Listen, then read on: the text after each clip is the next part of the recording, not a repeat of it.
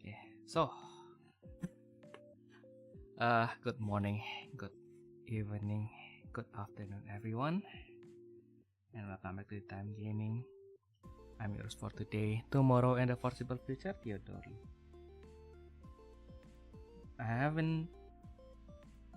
I just realized how scuffed my setup were. I haven't been streaming for a long while now, so yeah, figured might as well just get things going, check that if everything is okay, and I guess everything sounds kind of fine. So hopefully this opens some doors. I don't think I will be streaming that regularly anyway, but I guess since I have the time today, and we do get a new ban list, we do get new stuff for standard coming up, new stuff for eternal coming up. Lots of things came up actually, and I haven't been able to keep up. Like my Imagine tag has been here for like a long while now, and now I have to build it because it is here. So that's what we are going to do today, especially because after we heard about the new ban list, Wickbind is finally unbanned. Well, it is limited to one, but I only have one anyway, so let's do that. Let's look for our Wickbind first. As you can see, I have too many yellow cards. I am not particularly a yellow main, but I do have too much yellow cards, so I kind of have to use them anyway. Because what are the decks for if we don't use it, right? Yeah. So I figured why not just take the time. Well, I don't know what I want to do tonight.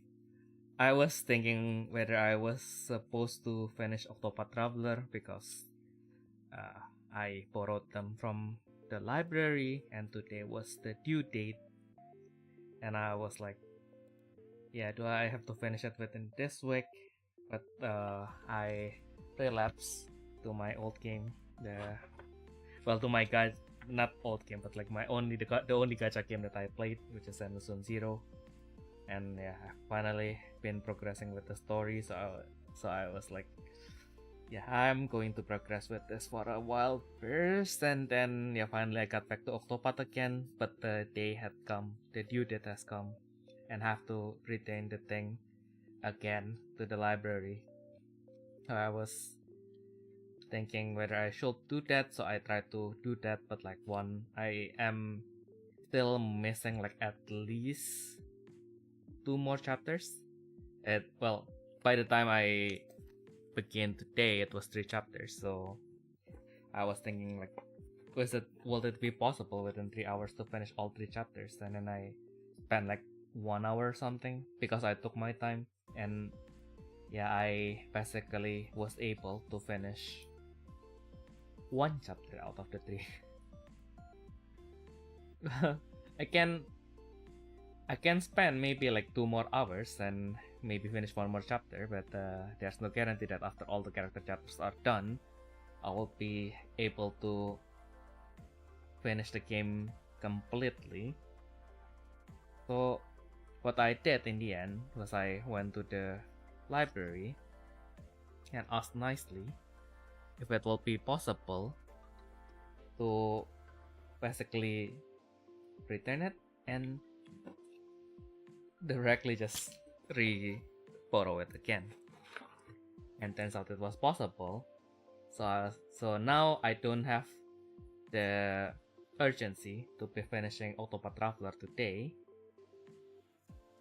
but I have laid all these cards on my desk last night, and if I don't immediately sleeve them, they are all going to wrinkle, and we don't want that, especially because one of them is the Moriel is a secret, and we want to preserve that. It is not particularly a particularly expensive card, but I did buy it because it was pretty. So let's keep it that way. Okay, Divine Bird Periton. Okay. Might want to take that out more for my Petit Vanille deck. Because like realistically, it should be functionally identical to the original one. If anything, it has an anti-mill effect, so even better. It is right. I did not read that wrongly, right? 相手の敵破棄効果で破棄されたこのカードはトラッシュに置かれる前に召喚できる。Oh yeah. It is a very expensive anti-mill, mind you, but anti-mill nevertheless. So I guess that will still come in handy. But we'll have to see whether we can be done with the Imaginate deck first, and then we can go to the final deck later. Ooh, yeah, looking at all of my cards now, it feels like I have a lot of idea that I want to cook, but like, where do I start? I got too many things. Even for the pet decks, right? Like, I have a pet deck that is basically how do I put this? It's a Divine Spirits deck. So if you are from Saga, so yeah, sorry for if you are coming because the thumbnail is has Saga on it. That's it's a little bit misleading, but we are not talking about Battle Spirit Saga today. I did play Battle Spirit Saga at one point in my life, quite extensively. I ended the first World Championship at the very respectable, but otherwise still pretty sad 68th place.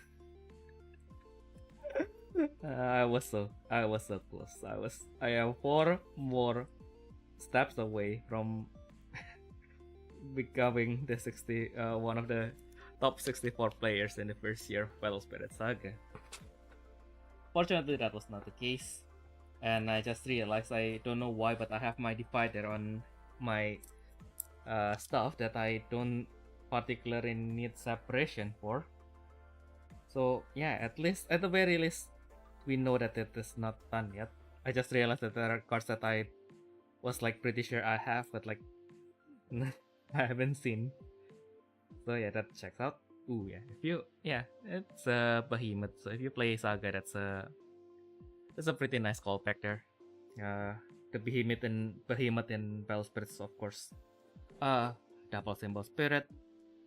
If the next Black Nexus is a Beast team, maybe he can make a comeback. Fingers crossed. I think like the new contract X wants you to play mostly mono, so I'm not sure if they do. They will feature something related to Rush.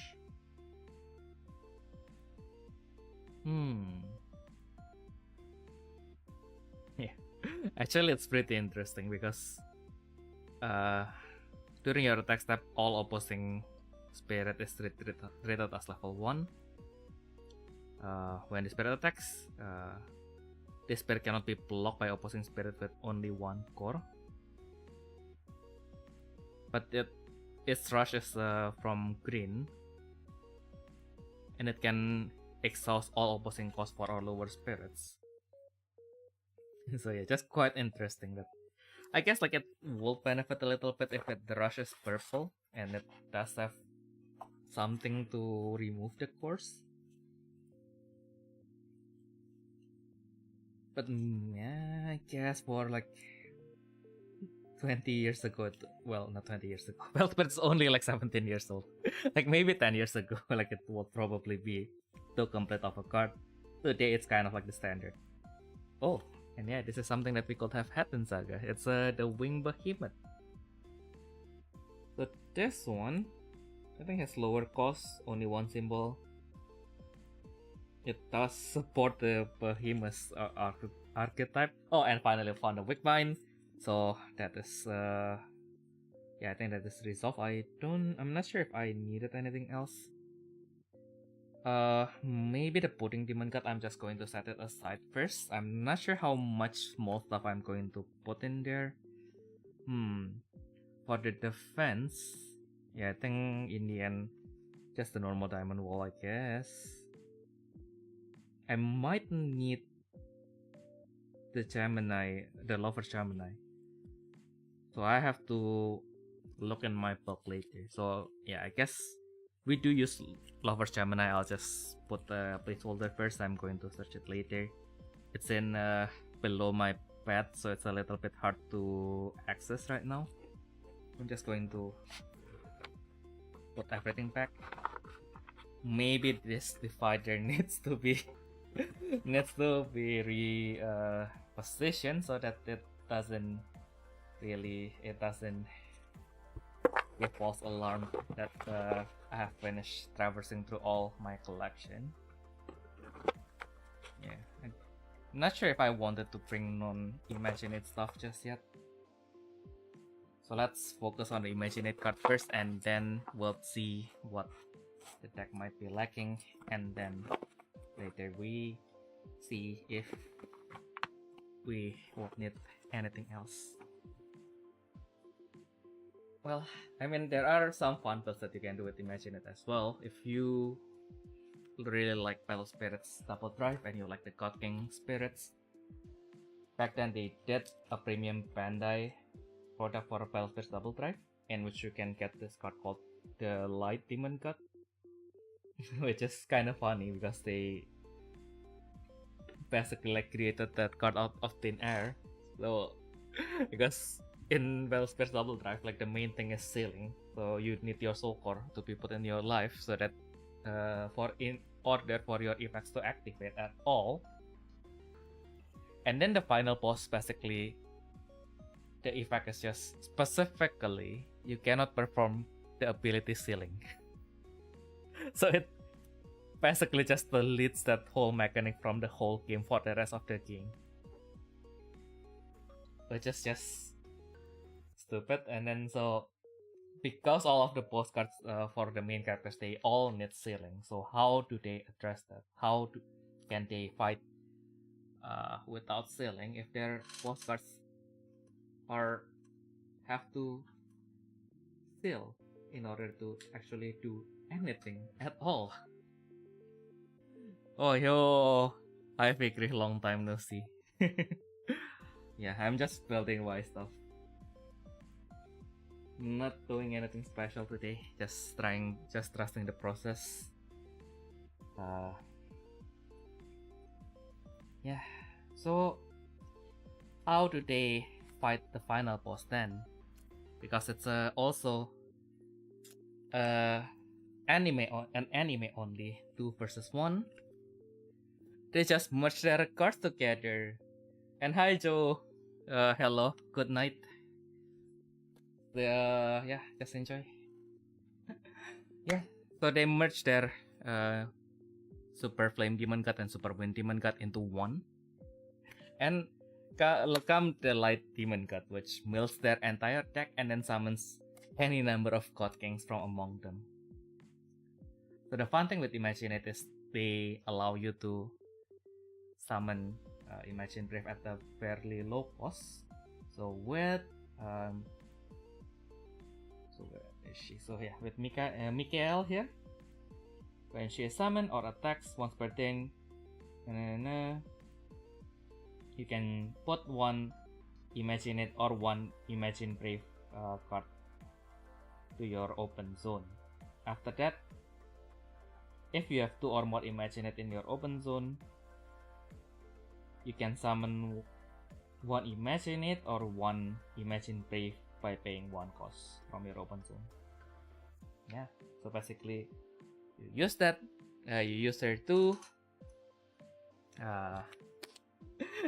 to summon the Light Demon God, empty your whole deck, summon all the crazy stuff that you need. If you need mill. So now here's the fun part. They summon God King. They don't specify that it has to be 12 God Kings themselves. So it relies on the family, not the name. So during that time, they revive the Galaxian as God Kings. So you can just summon the Balenciati Libra column. Okay, yeah.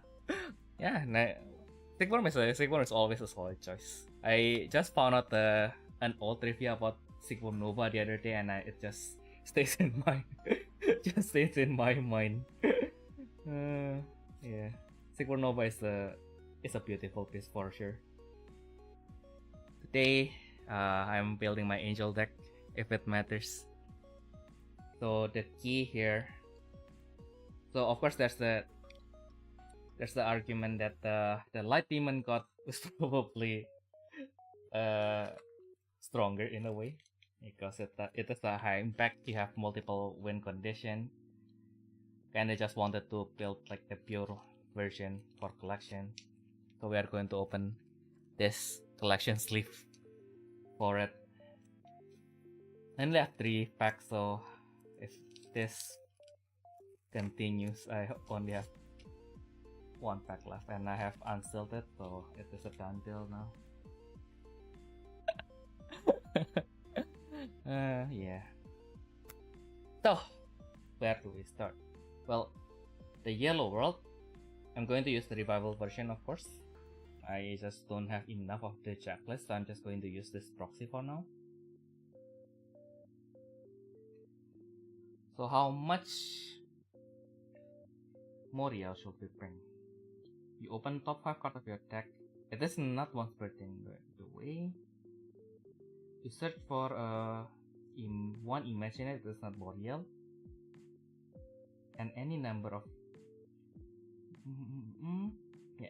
of Imagine Brief, as long as they have different names.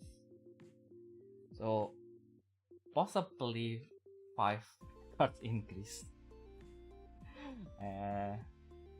I am a very greedy person, and it is our secret. So let's start with that. Yeah, since we are talking about the Imagine Brave, I am tempted to bring the Illusion Demon God at one point. You have to find my copies first. That's also the demotivator, if you can say that. Okay, so of course we also wanted to try our new Mouse 12 God King, Mao Chu. So actually it kinda checks out. Yeah, I don't have the God Darla though. I think it will be better if I have God Darla. Or at least it will feel better, because God Darla, when you perform Seal, you do get to open God Darla, and you get 3 cards instantly. I have a nickname for your angel deck. Well, let's hear it. Let's hear what a non-angel player would call someone's angel deck. I am dying to know, so feel free to share. So, Avril is she can come out really easily, but she is also in a way the finisher of the deck. So I am not sure whether I should bring 3. But we'll bring 3 for now. We have 60 sleeves. We can just take her out without having to worry too much. We'll just bring it first. And have 2 of the gates, but I guess the book is more important. Angel of Light and Hope. Yeah, that's not a bad name. That's not a bad nickname.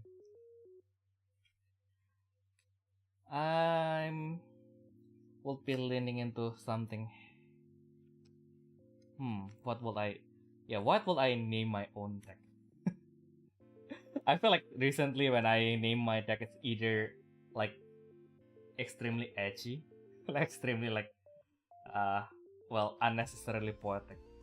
Just trying to get value out of my my Indonesian lessons, or straight up just this thing version 0, this thing version 2. So for the basic, I guess it will be just imagine it version 0. It does feel good. I can finally use my Seclermetum sleeves, the only sleeves that feature Seclermetum. So that is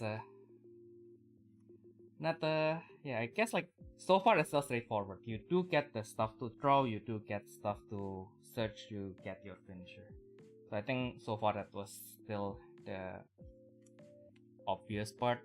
Now, yeah, the lion is a very good searcher, but it is also a once per game same game. You cannot duplicate even if you have multiple even if you have multiple lions, you cannot search again.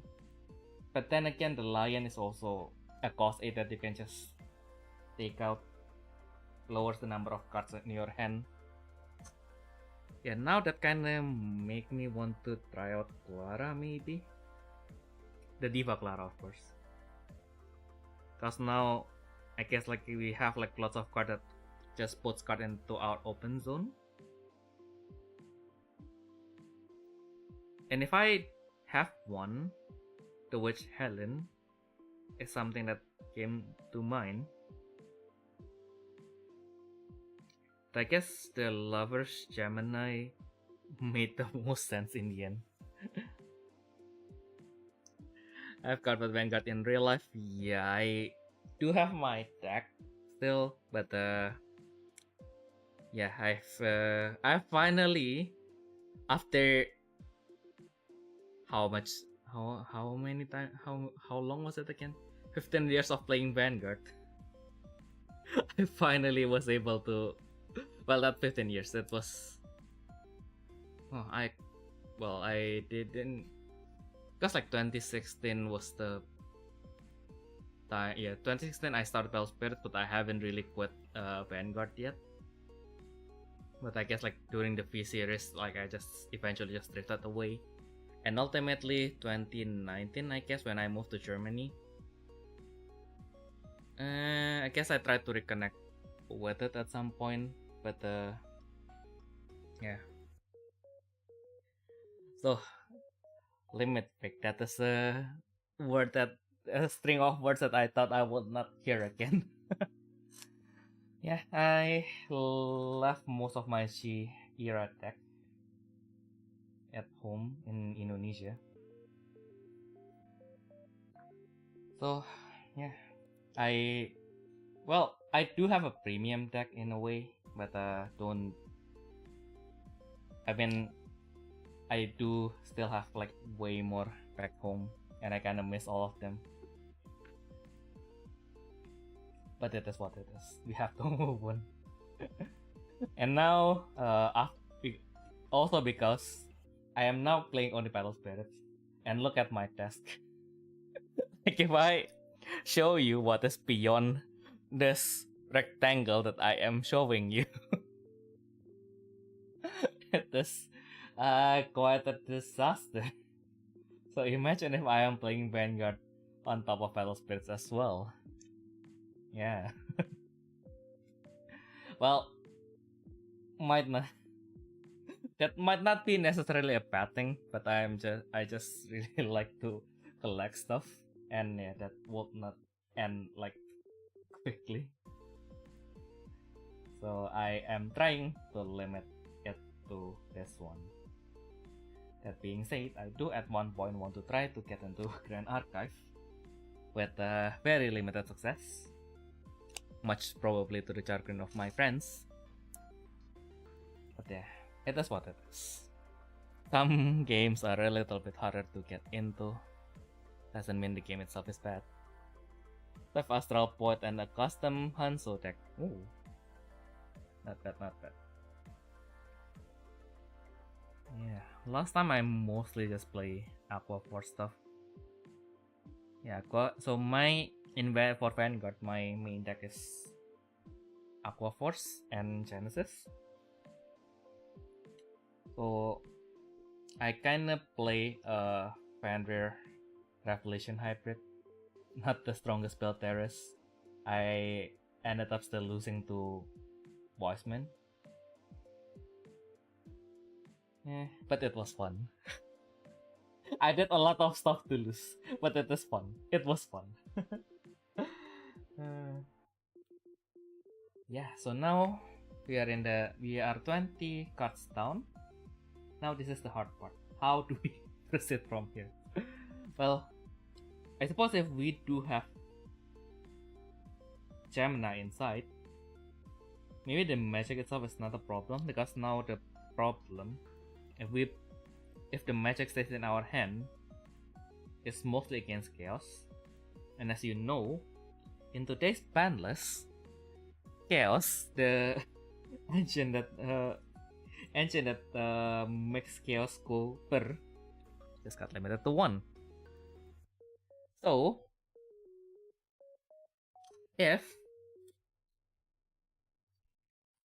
unless we are very, very unlucky, we should be fine with it. Of course, there are also problems with, chaos is not the only threatening deck, and I mostly play with my friends who also play off-meta stuff. So there are my biases that against deck like Hera, for example. Very specific.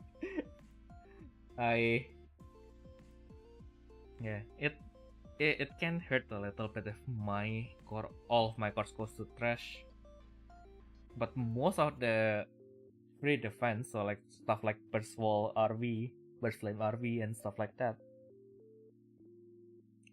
yeah, they will probably also see limited success against deck that can remove your core. And if you reach the point in which they can remove your whole course,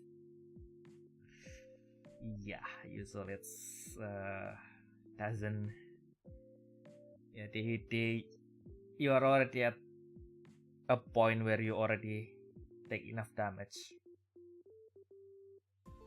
And arguably, some of the cards here can act as a defense. Maybe not completely, like the Imaginary, for example. From your hand or open zone.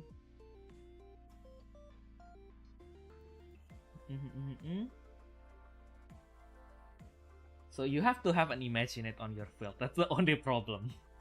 Okay, let's see. Do we have... Okay, so at least the book is an Imaginate. The book is Imaginate. The gate is Imaginate. So now, because I only open one box and I only get 2 of the gate, since I only have 2 in the box, I only have 2 gates. Maybe I'll have to get a 3rd gate eventually.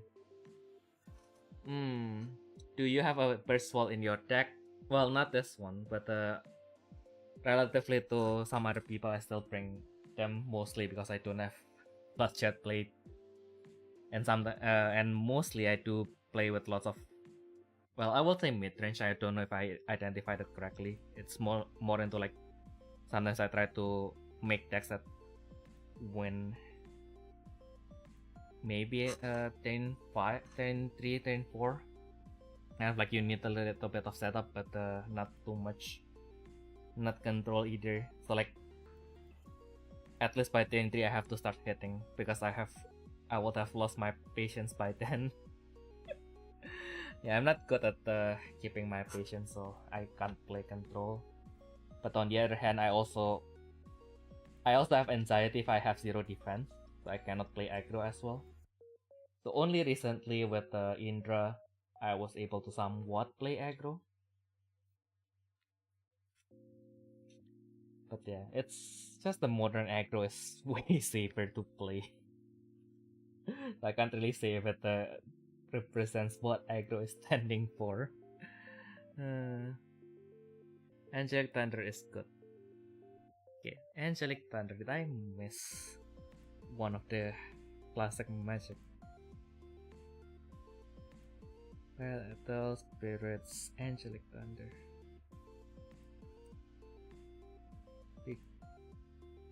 Well, for yellow, natively for yellow, the commonly used defense magic is finally a card called Kneel Down Everyone. It is a diva magic, but it is generic enough that you can use it anywhere. It has a 4 cost 3 reduction, so 3 yellow reduction, which is very nice. You can pay it 1 cost, which allows you to not receive any damage from the attack of spirits with 4 or more costs. Of course, that means ultimate can still hurt you, effect damage can still hurt you. So it is really meta dependent. I don't think that it's particularly good right now. But it is a very efficient magic. You only pay 1 cost for it. And it is a song magic, so I guess you can, if you have space for it, I guess you can combo it with Diana. You only need one Diana in general anyway. So yeah. Do we go full? Yeah, actually, like, what does a mouse do again? So 1 pay 1 cost. During this turn, 1 opposing spirit or ultimate cannot attack. So it cannot defend against the first damage. All the best that it can do is to equip it to something and to make it stronger for blocking. But something that will already be on your field will probably be 17k. If it's an ultimate, definitely not going to survive that. If you get stressed, take a deep breath and count to 5.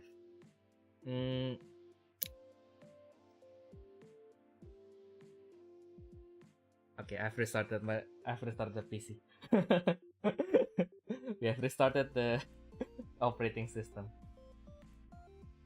Okay, I guess I'll need 3 sacrificial card, if you may. Kaiku Jotai no kono spirito to Spirito Jotai no Shibun no Kiishoku no Imagine Brave Subete wa aite no kokenai.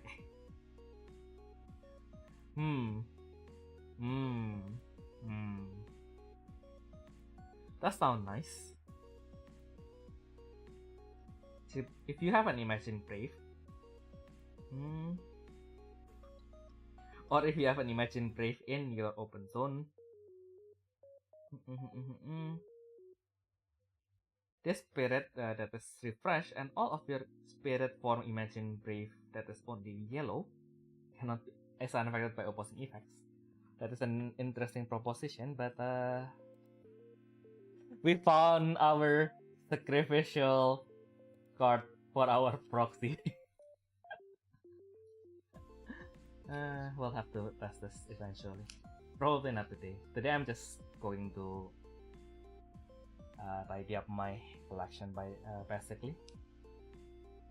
As you can see, I have to start building my decks. I still have decks of cards that haven't been built yet. For example, my friends are taking quite an offense that I like the light contract just because I found it interesting. I just like Farah's design by basically. And yeah, but that is also not done yet. I am missing some cards because I thought I would be able to pull it from the box. So I am still missing 2 Bison and 1 Farah. I thought I'll be able to get at least 1 each from the box. I was too naive. I was young and foolish. Well, I am still foolish, just not young anymore. Well, by I guess by German standard, I am still young, but it is what it is.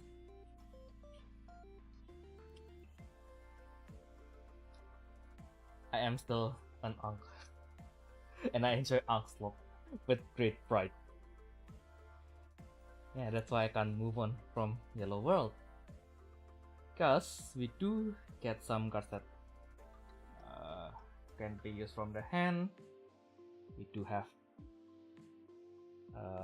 cards that sends our cards to the open zone. So our hand itself wouldn't be that much. So Yellow World should proc a lot. And we now do have 6, 9, 11, 14 cards that we can play on first day. Arguably 17. So half of our deck, almost half of our deck can be played on turn 1. We don't really need a Grand Walker, contract Grand Walker, I guess. At most, we do have lots of angels. We do have lots of divine spirits. So, do we just bring Isis? Isis can only core charge from cost 5 or higher, by the way. So that is something that we are certainly lacking. Again, I kind of lost count. So, I have 17 cards here. Give or take. 6. So that will be 23. So I have 17 slots left. Oh yeah, I mean, I have 20 and then I added 3 yellow worlds, so that kind of checks out. Do we bring the Wick Pine? Kind of wanted to test it. So like, I have to pay 5. The core boosting is kind of helped by Mauchu now, since Mauchu also gives us 1 more core to our trash. I mean, it would be for our last things if it goes to the late game.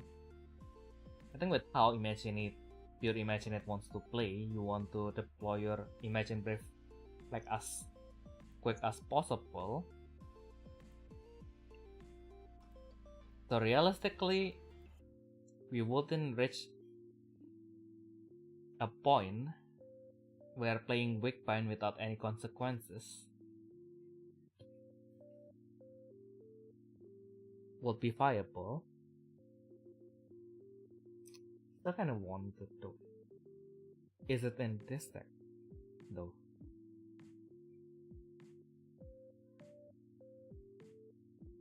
Wait. do I just put this in Indra?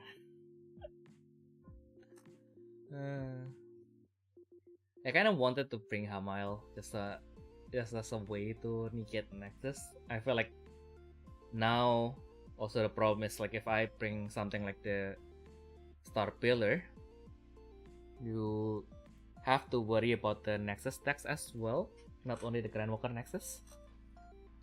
So the Star Pillar might not be enough.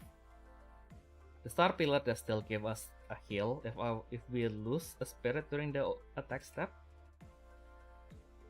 Don't know if that is worth the trouble, that's for sure. So let's leave it at that first. So I'll probably use the Wick Pine in Indra. I think that still in the end make more sense, because we do get a lot of corpus with the release of Vajra Worm. So this will be on the same vein as our red zone. So it would not be. We don't want to draw into Wick Pine early. We just bring 1 because we only need 1 and we can only afford 1. And if we bring too much, it's going to be a break. And we already have red zone inside the deck. And that's also why I only bring 1 red zone, because I bring 2 red zone and I have to pay the price, and it was not fun. Yeah, 2 red zone was cringe. Don't bring 2 red zone. That should be illegal. Okay, so the Imagine Queen Demon God is pretty nifty. You do get to retain 1 opposing level 1 spirit, if I'm not wrong. So 1 spirit artinya okay. So it does have a synergy with Aviel, because Aviel does help to make everything their lowest level. So level 1 for spirit and level 3 for ultimate. So yeah, it does have a synergy there, because you also be able to remove 1 spirit and then you increase Aviel's symbol.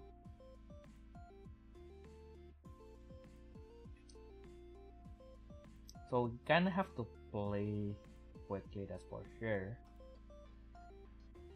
I am actually not sure how viable it will be to just hope that we can remove everything. I've been relying on decks that has somewhat more I haven't been playing with like 5 symbols in one attack for a long time. Yeah, at most I would say the closest experience will be Aphrodite.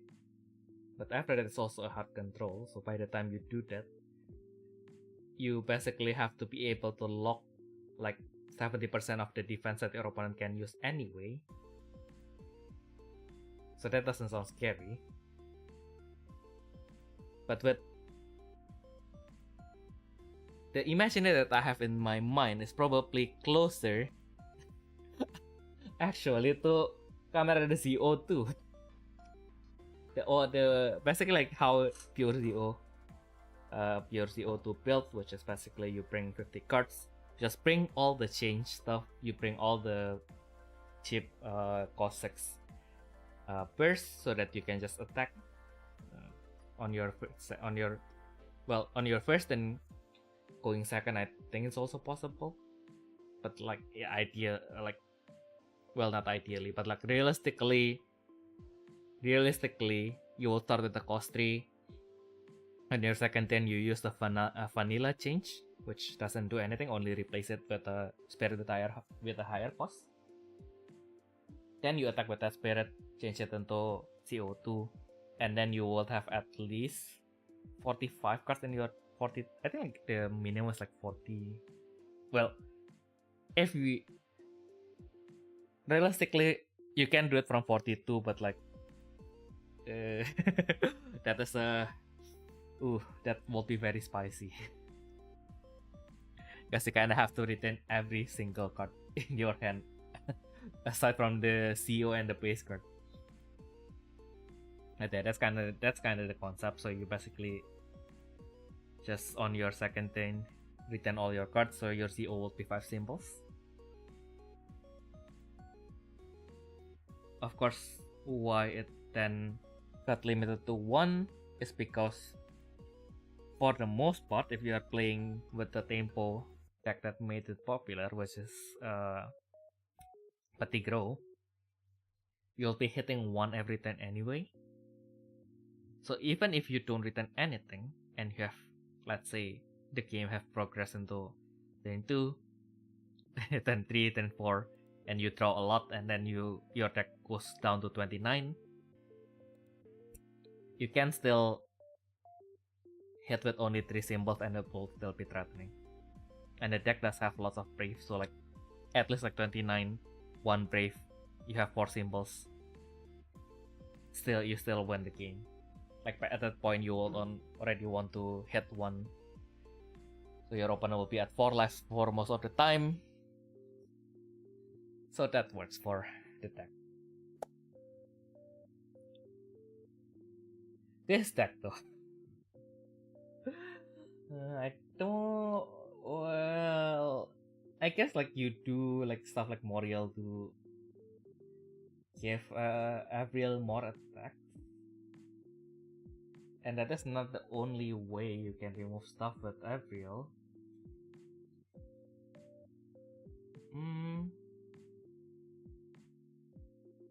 Yeah, just like the saving grace is that if your opponent has something threatening at level 2, level 4, like flash effect that can destroy your whole field, like they can't do that.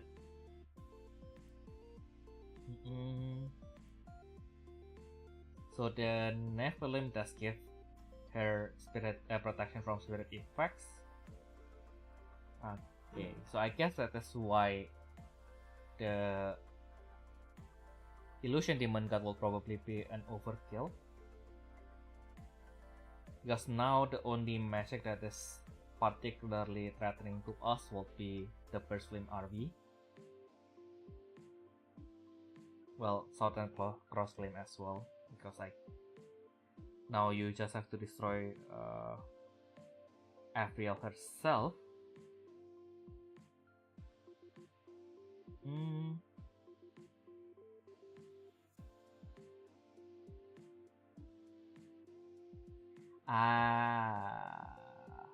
So 3 off. I was only focusing on her level, on her when summon and when attack effect, which basically gives you one more card in your open zone, and then you can summon one. I forgot that on level 2 and 3, if you have a brief, if you have a spirit that's brief to 2 or more brief, well, it has to be April, so you can do it with other spirits. But you can do it with any April. That's the positive, I guess. Of course, the only April that can brave it to imagine brave is the Imaginate one. Your opponent cannot use cards from their hand or open zone. It is not yellow. So of course they can still use multiple color cards, but I guess the Kizuna Mist has finally fallen out of fashion. So that is a positive for us. Kizuna Mist will just kill this deck. Well, Abriel specifically. But now at least they would not be, well, they can actually. But I guess we can kinda read it because now they can't just use the free to play effect. Yeah, so they cannot use the free play effect because they have to take damage first. But of course, we are aiming to damage as much as possible here. So ideally, ideally we will be inflicting at least like 4 symbols. So basically, just with Abriel, 2 Braves, and then realistically removing 1 opposing spirit, then we get 4 symbols. Now we just need to figure out how to make sure that she is not blocked, and then you will get at least like 4 damage in. So even if the Abriel got destroyed by Burst Flame afterwards, we just have to get 1 damage in. So as a backup, is there anything that we can put here that just shoots 1 damage? The only thing that comes to mind immediately is of course Ishtar. And she is a very strong card in the sense that as an ultimate, the condition to summon her is that your life has to be 6 or lower. So you don't have any specific cards that you need to bring so that Ishtar can come out.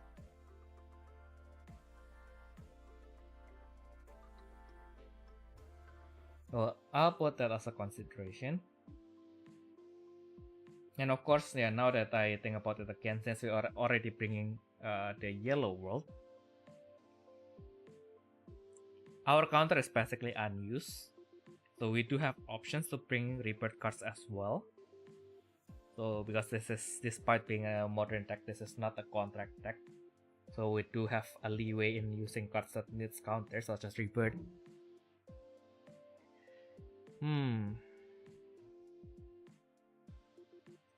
One spirit turn. 手札手元にあるこのカードを召喚することで、自分の手札にあるイマジネート遺体か、イマジンブリーフカード遺体を手元に置く。So basically it's just summoning herself, but we do use a card. So we can draw with Yellow World, and I only have 2 copies anyway. It does remove opposing Grand Walker next this course, so we do get our share of our homebrew version of the Star Pillar. Okay, so first we'll put Mikael in, bringing our deck total to 28. And then now we have 30. So we have 10 slots left. We can put in defensives. We can put in the Imagine Brief.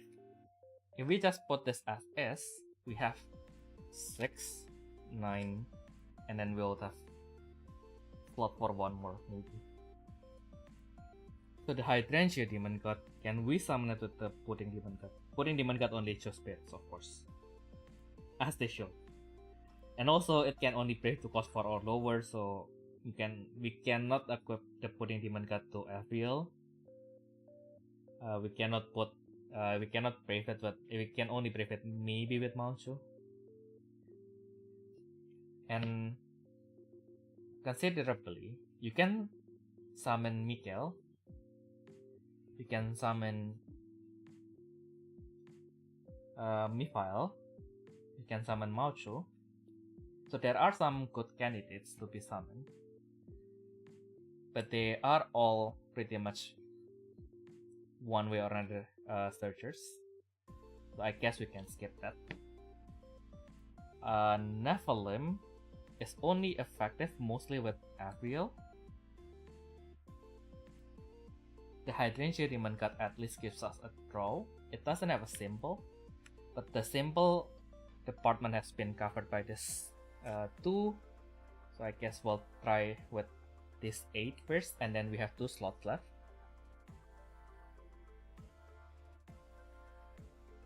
Now Weak Bind does sound kinda appealing, because it is not a guaranteed unblockable. But at that point, if we are just worrying about the unblockable, I think I have a Mist Curtain LT or Revival somewhere. Mist Curtain. do I actually bring Mist Curtain here? Mist Curtain only costs 3. Like it doesn't have any reduction in our deck per se, but it does only originally cost 3. So it might actually work? Question mark.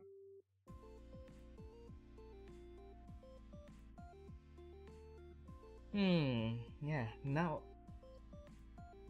now that we get into the territory of cards that are not that is more into like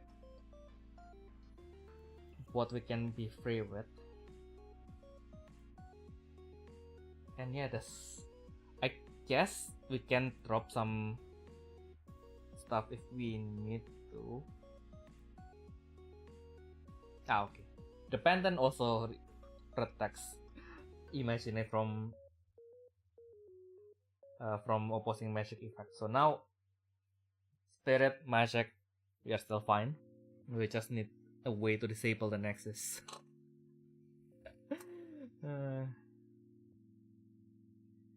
If we cannot disable the Nexus, with against Nyx,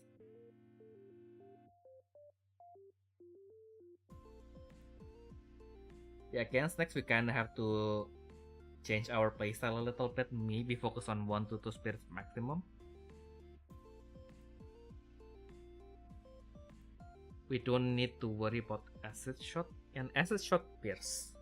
That's an interesting question. Yeah, if Acid Shot pierce, then we don't worry about that, because then we cannot do anything about it anyway. We don't have a way to keep our spirits on the field. Well, actually, Kono Spirito bunanya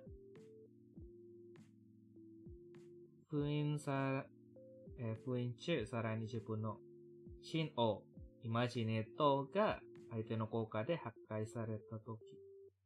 Okay, so it only works with destruction, unfortunately. But by drawing 1 card, Kashosu Bete o Hiro Shotai de Kiru ni Nokosu. Wow. Wait, does it have to be effects? Yeah, it has to be effects, unfortunately.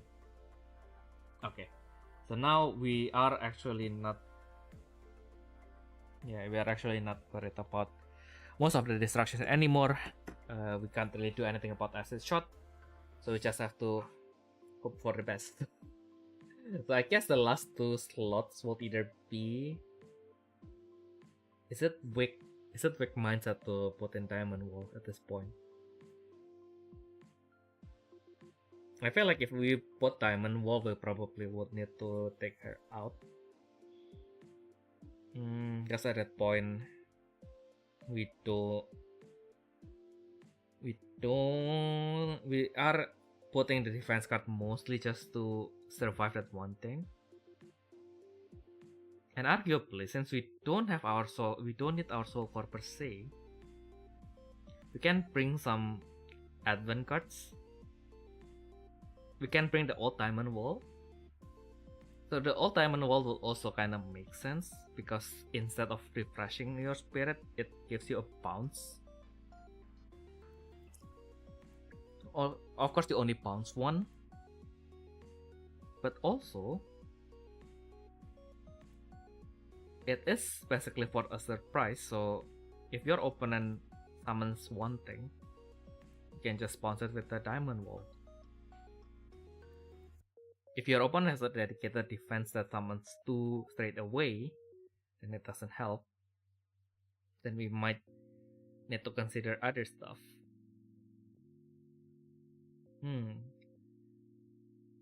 The other angel that I have in mind, she needs a mirage to rebirth. We do have one single mirage in the deck. We do have the Pantheon. Once per turn, spiritual tai no kiro ishoku no imagine brave hitotsu wo temoto ni okeru. そうしたとき、この効果発揮後、自分の手札手元にあるコスト8以下のキーの Imagine Brave カード1体を1コスト支払って召喚できる。So the concept is that you have an Imagine Brave on your field, you move it to the open zone, you summon it again. So it does have a synergy with Hydrangea Demon God, in which you basically pay 1 to resummon it and then you draw another 1. Or if you are going for finishing, then you basically traded Hydrangea Demon God for a Nephilim, or the Kyokukai no Kyokukai magic. Whatever that Chester, what that kanji for Chester means. Yeah, I guess if we wanted to add something else, we'll probably take out the Chester. But yeah, now we do have one. What was it again? We do have one mirage to use, so might worth considering that angel specifically. But realistically speaking, I guess, unironically, I did see something that is a little bit interesting.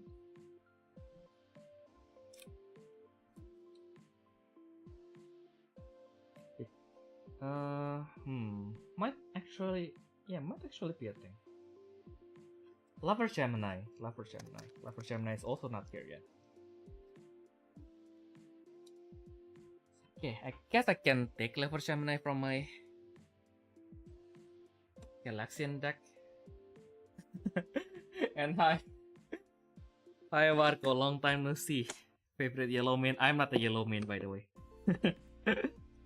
I don't know what my friends have told you. I'm not a yellow main.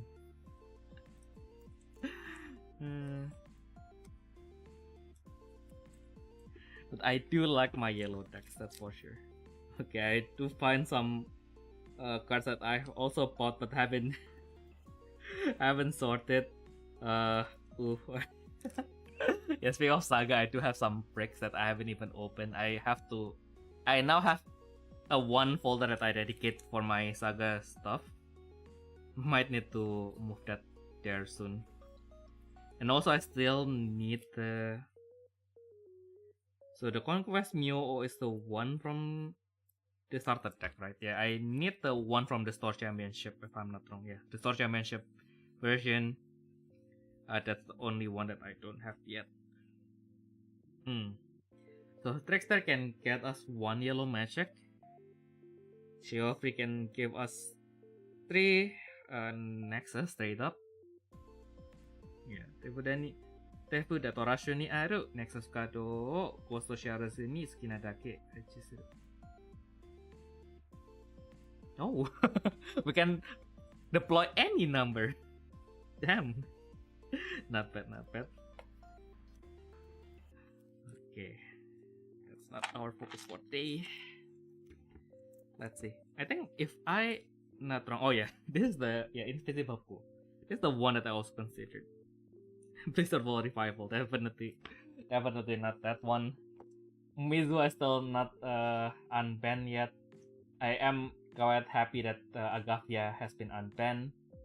Oh yeah, and prequel. It's another homework that I needed to do. Angelic Fighter X. Unfortunately, the deck doesn't really work with normal Praise. Crown of Starlit Sky is probably a little bit too slow for now. We don't have a way to damage our own life, so not as effective. Over Empress, yep, no. And these are mostly the stuff for the Mirage Angel deck. Alright, Princess Lyrica, I thought she would be, yeah, she would have been nice to bring back my destroyed paradise. Turns out we don't need that because eventually the Nexus Destruction just got out of fashion, so we don't need to worry about Nexus Destruction anymore. And then we have Sushi. So like getting your Paradise Blasted is the last of your worry. Okay, so we have to get 3 Lovers Gemini. We'll take it from our Galaxian deck first, and later I will just open my Mountain of Bulk and see if I can get more Lovers Gemini out of there. Because I do recall that we did open a lot of PS59. Because both me and Amamiya, we wanted the Galaxian deck. So we were like, yeah, why not? Let's just try to do it, and we don't get enough Temperance because of course we didn't.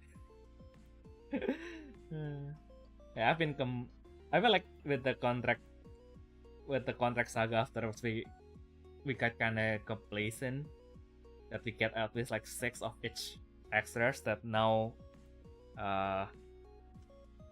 in standard, when we don't get enough, we feel like, why are they not giving us enough? We need to print you need to make less variation of extra and print more extra, which they kinda rectify a little bit in BS02 by guaranteeing one of the secrets would be an extra, and that kind of works because standard has because standard also have what was it again? Standard also have over secret. Yeah, the saga rare, if you may. Yeah, so put you end. So the trigger is Tenno Spirito Nichipon Spirito Gran Wakana Sasuga Aite ni Yote Shock Metsu Hakkai Sareru Toki Cost Shadows ni Sugi no Kouka Shio de Kiru.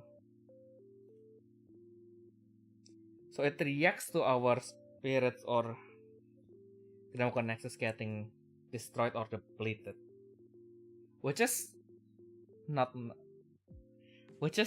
going to be as rare as only being destroyed, because now we got 2 condition instead of just 1. Might worth considering. Invisible Cloak is a win more card. So this should be our last consideration because we just choose 1, can be blocked. If you pay the soul core for the cost, which we can do in this deck because we don't use the soul core as much. The rest we cannot use because it has to be Odin. Unfortunately, we don't play any Odin in this deck. No Odin in this. No Odin in this neighborhood.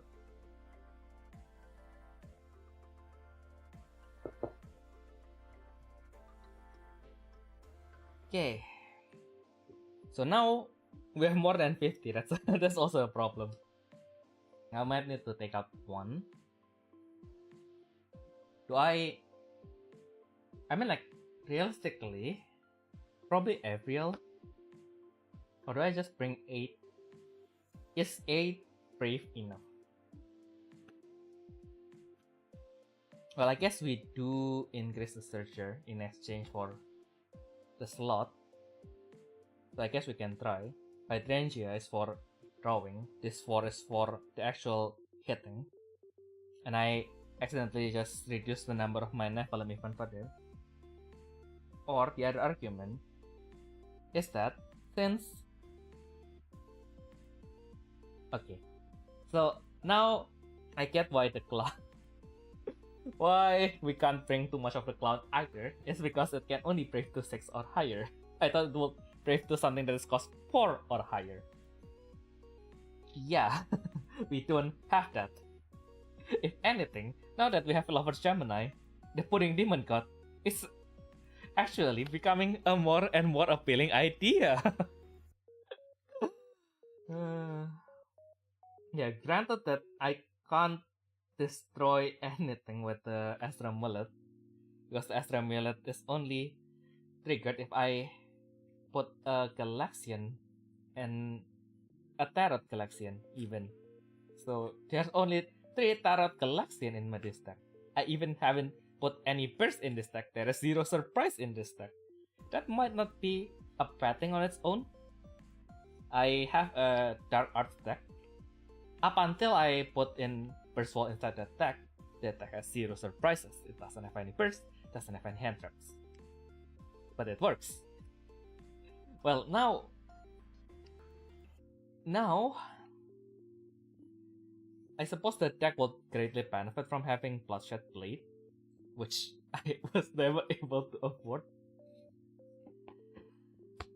But yeah, overall, the deck is not particularly performing badly because it doesn't have any surprises. It is just that consistent 2 symbols is not really something that is rewarded right now.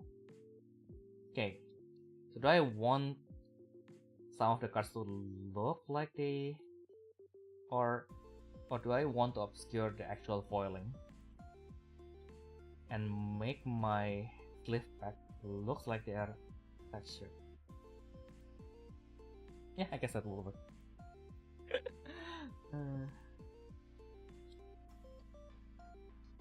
The least important thing that is also important. Well, I guess if I don't care about aesthetics, I wouldn't be using characters in the first place. But I think we still have like 1 extra.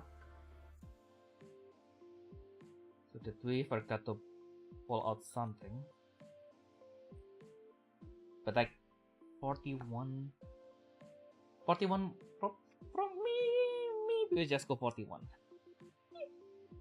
Let's go 41%, see if it's actually detrimental. I mean, I'm probably also only going to be gold fishing today. I'll probably be testing this offline. And if I do like the deck enough and I make a video of it, it might be significantly different. So I'm trying out like maybe just a new format for deck profile, because like so far my deck profiles I kinda want a full demo, and sometimes it's just hard to plan for a full demo. Yeah, sometimes I wish I can just hire Ayumu so he can just stay in Germany and we can just play Battle Spirits every day. Yeah, that's a pipe dream. Probably going to be. I mean, like, I'm trying to run this as a serious hobby, not exactly a business. So let's hope instead that one day I will be able to make enough so that whenever I want to play Battle Spirits, I can just say to Ayumu, hey, come over this weekend, and I'll just pay him for his flight. I mean, like, to be fair, I am only saying that because he's in the UK and I'm currently in Germany. If I have to move back to Indonesia, I will not do that. Also, I will have more friends in Indonesia anyway, who is still like geographically very accessible. Because like I do have friends here, but most of them are not geographically accessible. Ayumu is in the UK. Amamiya is in Berlin, which is practically still a different country. Practically speaking, still in a different country because Germany is a federal state. And a state is technically a different country depending on how you translate it. Because in Indonesian, they are kind of similarly translated, although we know that principally they are kind of different. And okay, and then more and more of my friends are in Indonesia. Wilson is in Malaysia. And yeah, all other people are like far away, relatively speaking. I am geographically challenged. That's why we do one online tournament every month in our server. It is not the time gaming server. I try to not make it a time gaming server, but of course, I'm about the only guy who share my stuff there. So, yeah. So my goal in life is to not be geographically challenged.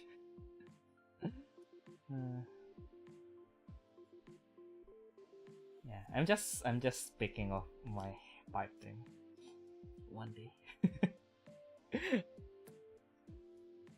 Or who knows? Maybe if I study hard enough, maybe I can get a PhD somewhere else. Especially in an Asian country, probably. Namely the one country that we should not name because it has been too mainstream at this point, that the fact that I am trying to hide it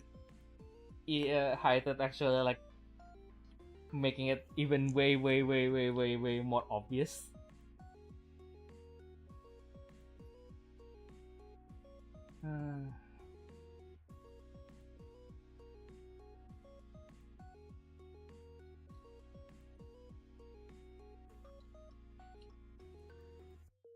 Yep.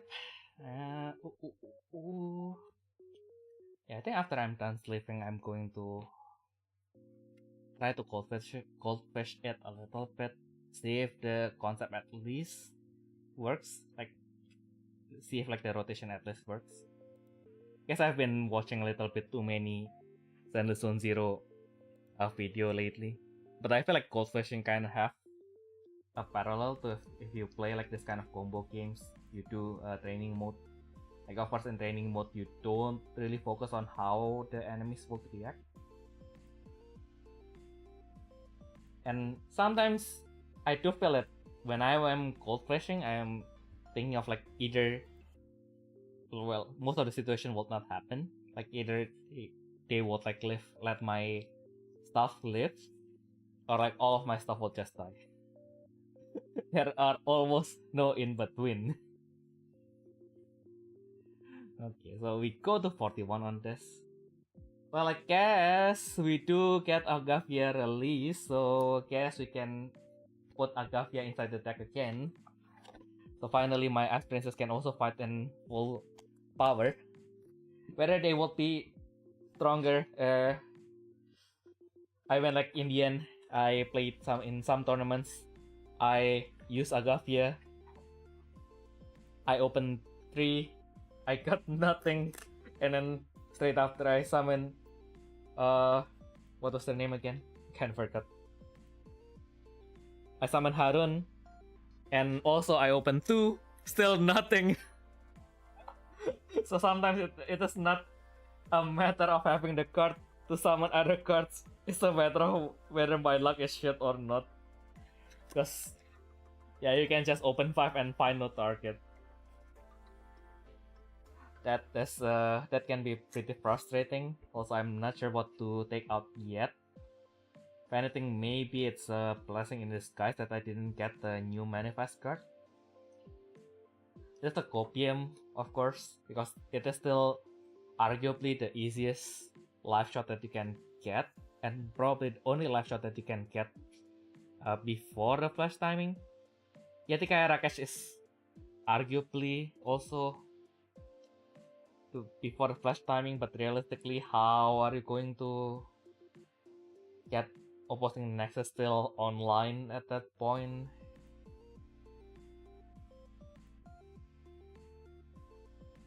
Well, Flag Nexus, but Flag Nexus would definitely already be advantage at that point. But what does Yatika Arakesh counts anyway? Yatika Arakesh, the Great Ice Giant Beast Yatika Arakesh. Once per game, counter break 4. Okay, that's actually still a problem because we don't increase our counter that quickly. When you have done so, return every opposing nexus to the deck top, and for each nexus retained, send an opposing left to the reserve. So of course that means for each one that we send into the open zone, so even if they are like nexuses, that still counts. I guess ideally you would want to retain at least 2. Because I guess like dropping your opponent's life to 3 is still... Oh, yeah, kind of questionable. I guess... but also getting to the 4 counter is actually probably more problematic. I think it takes too much time. The manifest is definitely way faster. The only other alternative is of course Vricium, but we do have to wait until the attack ends, and our spirit have to survive.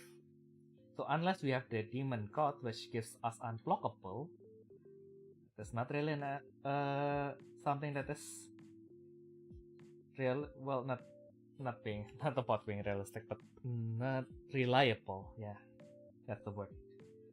I can English. Turns out I can still English. Considerably speaking, after 1-something hours. Yeah, it's a 1. Yeah, I've been spending the last 80 minutes sleeping this deck. Granted, we do go from bulk to... Well, bulk is bulk is stronger, but yeah, it is not built at all to proto build at the sleeve. 80 minutes, I guess. That's about how much I will spend. So it is. We are still in our normal pace, I guess. Kind of taking our time, reading every single card. That's also why it's kind of hard for me to just build stuff out of thin air. I kind of like to read the cards like one by one, even though I cannot read. And not that I can't read Japanese. I can read Japanese as long as the sentence is not too long and there is hiragana involved. Because even though I don't understand every single word, like sometimes, as long as you can read it, for me personally, as long as I can read it, I can kind of like infer what that might mean. But if, let's say, like the flavor text that doesn't have any hiragana or katakana on it, then yeah, if I cannot infer it from like the site, then I'm done. I can't really tell you like what is being written there. At most I can guess. Well, I guess that goes with all language, like even with German. I do speak like a little bit better German now. That's why my English is deteriorating. Yeah, that's an English word. Like my English is going down. My Indonesian is of course going down. I realized that the other day I was calling my dad and he was like saying something and I was like, what is that word? I never heard that word in my life ever. Granted it's Javanese, it's not Indonesian. I am pretty much born and raised in well, I was taught to speak Indonesian, like the formal version, as much as I can. Of course, much to the despair of my mother, who was an educator. I ended up getting this illness called living in a city and having all this accent drilled into my head, and I ended up speaking Indonesian mostly with Jakarta's accent. If that is even Jakarta's dialect, which is still considerably speaking still the closest, as close as you can get to the textbook. Nobody like, if we compare to German, right? Because I think comparison with English will probably be what you perceive as American English. Although I know that even when we are in that topic, like it kind of depends again on who you ask. I guess like the quote unquote standard American English is also a quiet local dialect that is just of a very large area. So like they perceive that, oh yeah, this is how people speak English in America. And British English is probably what you heard in movies, something that is more common probably in London or some shit. Yeah, so I guess the one that is more definitive is Hochdeutsch. Like even though not everyone speaks Hochdeutsch, yeah, and like maybe like German language itself like have more loanwords from its local dialect, so it is not as obvious.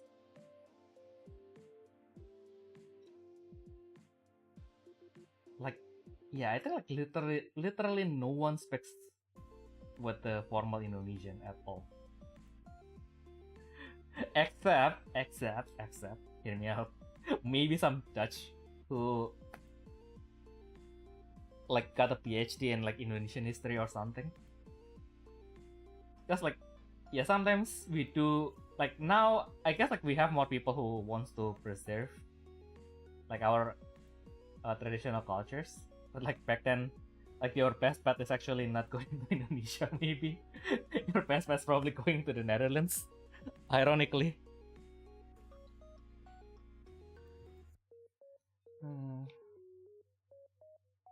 Yeah, now I feel like, well, I mean, like even among my friends, there are maybe like one or two, but yeah, I guess we have to start somewhere, right? Because if we are speaking about Indonesia right now, yeah, we are not in a. Lots of the discussion is very depressing, but yeah, I guess like where it is in this world that is not depressing right now. It's just your flavor basically. It is the flavor that we were born with, we were stuck with, so like we just have to live with it. You guys have a flavor that you are born with, and or you choose to take yourself. I guess now it is a little bit. It feels a little bit harder just because I do have two flavors. Because I am an Indonesian, and I don't plan on like not being an Indonesian anytime soon. But I am a resident of Germany, so I do have both flavors. Yay! Yeah, that all comes with all sorts of perks, of course, but also just have to accept that with all pros you get all both cons as well. You cannot just get both of the nice stuff and skip the bad stuff. I almost dropped everything in my cabinet. Okay. Now you can just put this back, and yep, everything is fine. I didn't drop anything, thankfully. Okay, so that will go there first. I'm going to put them in my box soon,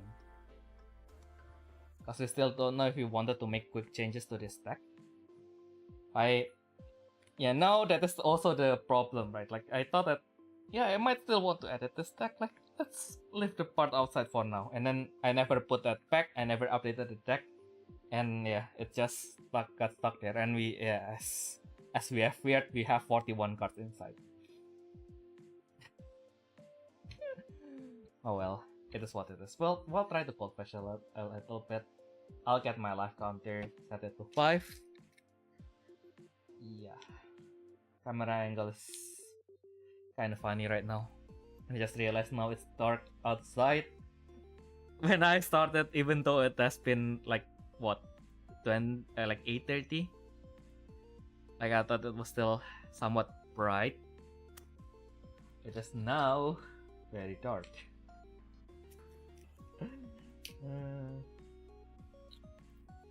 Well, it is what it is. We'll shuffle it 7 times to randomize things.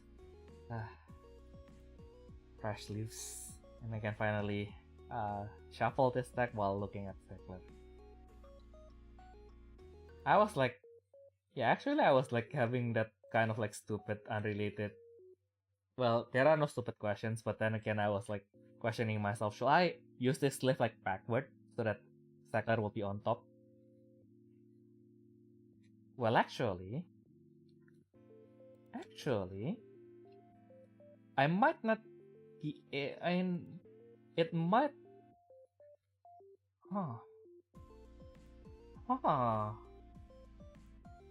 Damn, I should have put everything backwards. I just realized that because I was being too used to playing Saga back then, where I used mostly single sleeves. Well, I didn't use single sleeve, by the way. I used double sleeve even. Even back then. So, if you put it this way, actually, like, I wouldn't be able to see, like, the back of the sleeves. So that's actually even better for my opponent, I guess. And I can just do this. And if I do it like this, then yeah, it will be like this. So like the opening will be on top. So if I wanted to think, then the one that hits the table is actually the seams. So like it will work like normal decks. Okay. So now we do, let's see. We got 2 of the Pantheons, we got 1 Mifile, we got the Nephilim. Okay, so let's see. We will test if we go first, if I got an odd. If we got an even, then we go second. I usually just test it if I go first. So now we do get an option to mulligan. We have a turn 1 play. We don't have any follow-up yet, but there is a searcher, so we can look for something from here. So since I'm also still learning how this deck works. I watched some videos in the past, but I don't want to go to this blind because it's also not mostly just a pet deck, not really a competitive deck. Might as well go into it blind and enjoy the process. Okay, so let's see. So if we go with it, okay. So we happen to get the nice stuff. Which consideration you want to Daniel imagine toto imagine purificado kokeni yo tefumoto ni oku. Okay. Okay, then definitely pay 1, summon the lion, then we can put 2 Imaginate or Imagine Brave to our open zone. So it will be Nephilim and Mifile. Then the Phantom is a Brave, is a Mirage. And then we can, once per game, open 7, add 1 Imaginate or Arcana. And then all differently named Imagine Brave. So we can add it to the hand or to the open zone. So let's see, open 7. 1, 2, 3, 4, 5, 6, 7. Okay, so we don't get any Imagine Brave at this pad. Yeah, so we cannot add the. Yeah, can we add? You can only add Spirit card, isn't it? Okay. So the Imaginate can be anything. So now we don't really have anything yet. So I guess I'll just take the book. Yeah, I guess like we can just search for Aviel again. We still have like lots of searcher to get Aviel. Just in case, I'm going to put Aviel on the bottom because she's our finisher.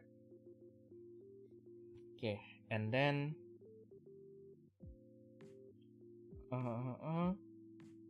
okay, so paying 1. Okay, so if I discard an image in it, so if I discard my pattern, I can deploy it by paying 1. Okay. Scratch that. We don't get we don't get the book. The book is we summon 1 without paying the cost. Well, I guess you can argue that we can summon Mifile. So let's see. Like if we summon Mifile without paying the cost, so like this is also assuming that our opponent doesn't have any Mark 6 or any 0 counter. So we get Mifile as well. So Mifile, we open 3. Whoop. Okay, so lots of viable options. Okay.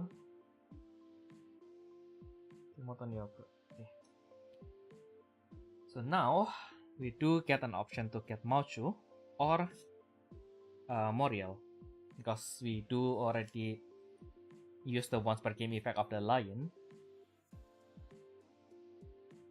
So with Mauchu, we can get 1 corpus during this turn, but we will be losing everything.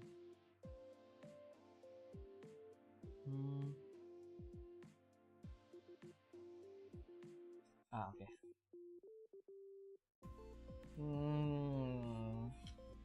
Do I still want to search on my second turn? That's also the question. Because most likely in the modern games, these two will disappear. At most, I will have 1 left. So Moriel will be a very expensive card to play. But if I put Mauchu, I don't have a follow-up draw for during the next turn.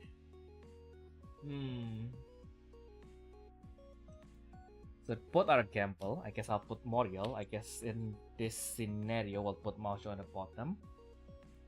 Then this is thing 1, so that will be it. We do get at least 3 symbols that our opponent have to work with. If we are playing against Nyx, they are all going to be gone. We know that the opponent is Nyx, then we have to play a little bit differently. Okay, so that's about it. Going to the opposing turn. Okay, let's say they have to attack in order to remove our stuff. But both of them got removed. So we take 1 damage and they just end their turn because they cannot finish it now. Our 10 core draw. So now we have too much lion. We go from no lion to too much lion. Okay, I guess not much choice here. Just pay 4, summon Moriel. We can open the top 5 of our deck. 1, 2, 3, 4, 5. Now that's an interesting question. So we can add 1 of each brave.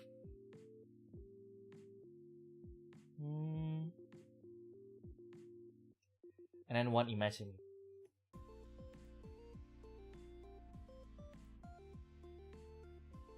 Yeah, I guess the castle is still the most viable option here. Don't really have enough cores to play much of anything else.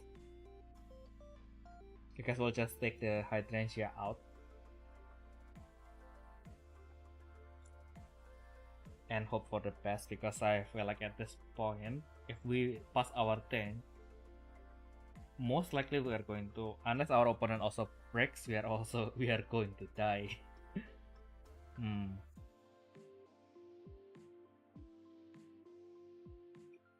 Okay, so let's see. We pay 1, we discard our extra lion. So now the lion actually can help, and we can summon 1 imaginary. Damn.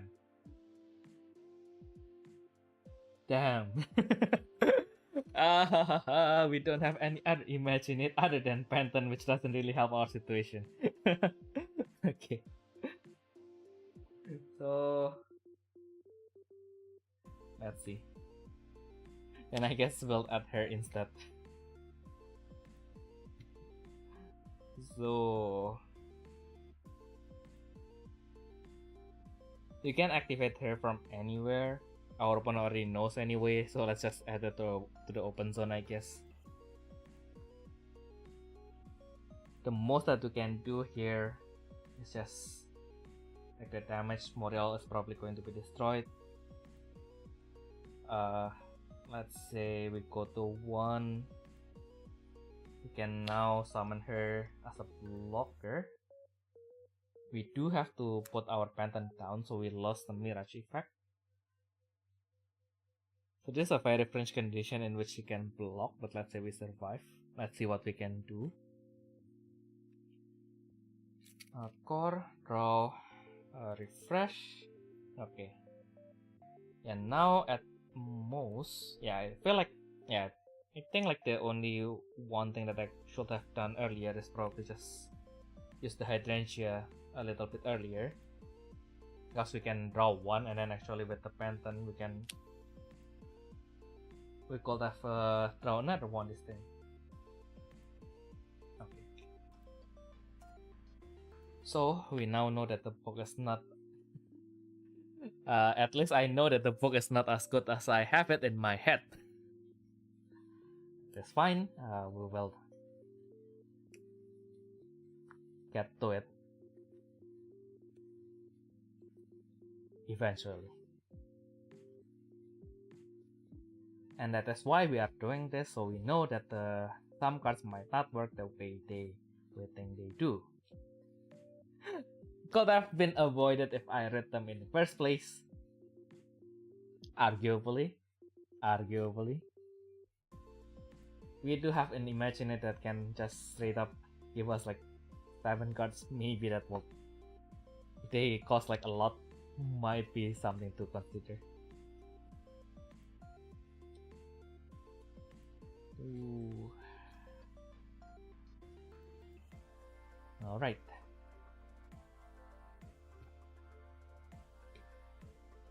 Okay, so now, okay.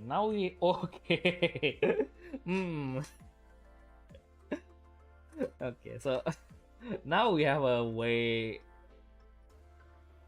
different start from last time.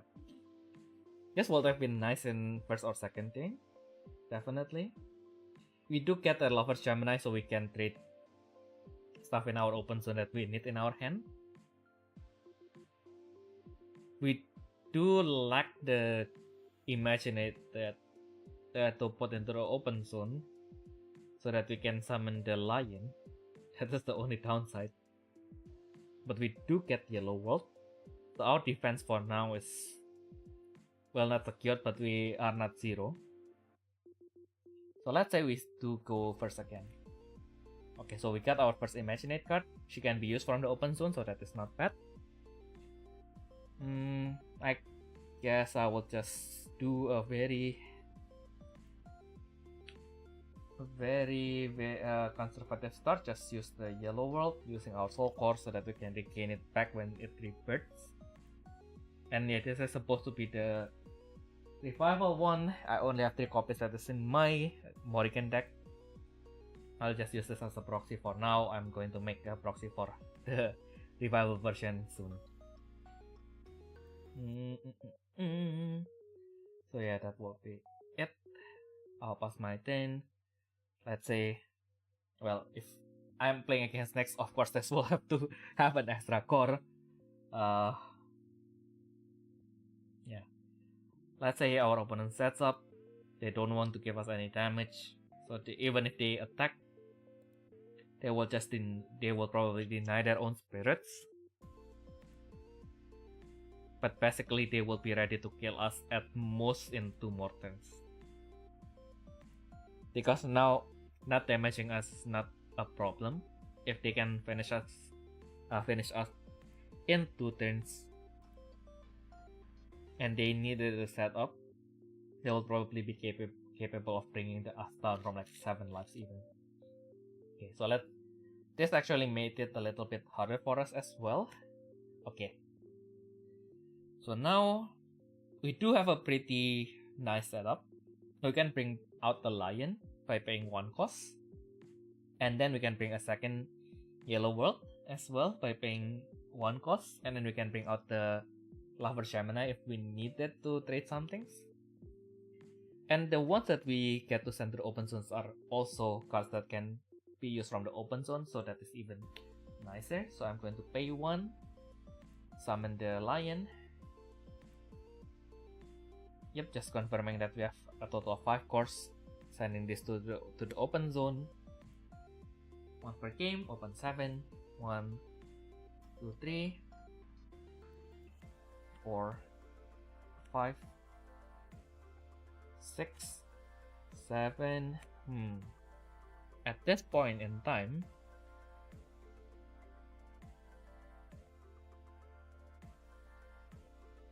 there is an option to add Mauchu to. Yeah, I think I do still have enough draw. I don't have to get. So this one we're definitely going to get. So might be a good idea to build up our core first. Also, we get to 6 lives. So if our opponent tries to finish us next turn, that's another life that they needed to consider. So might worth to get Mauchu out now to get to 6 lives, so that during the next turn, our opponent will probably go for another setup to make sure that in their next turn they can bring us down from 6 to 0.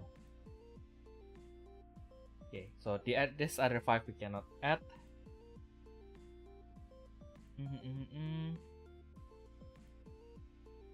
Yep. So we'll put the Avril and the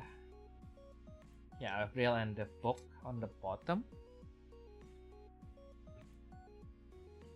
And now, how do the ceiling works again? Perdo Rizabuno Sorpa o Raibuni Okeru.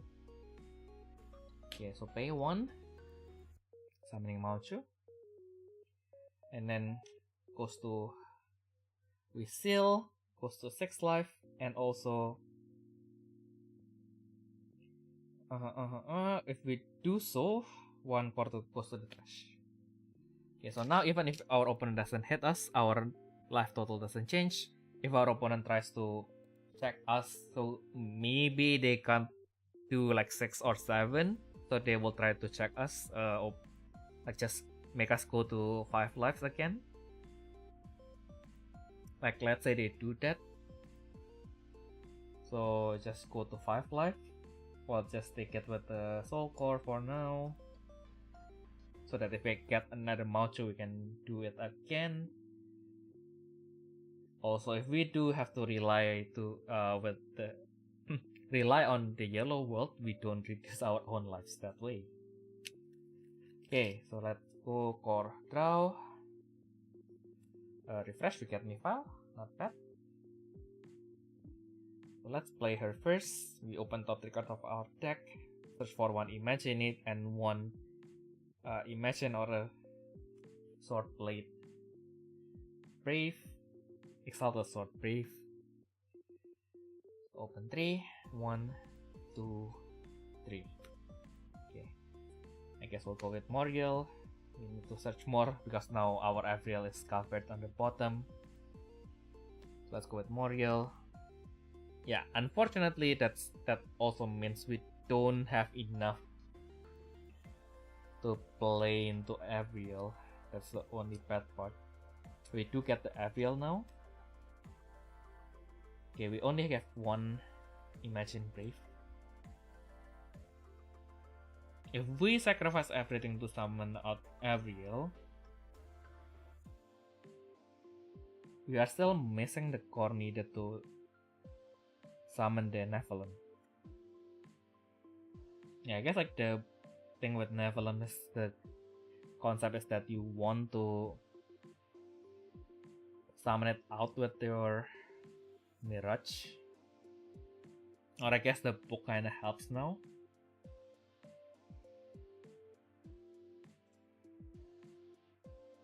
I mean, like, if our opponent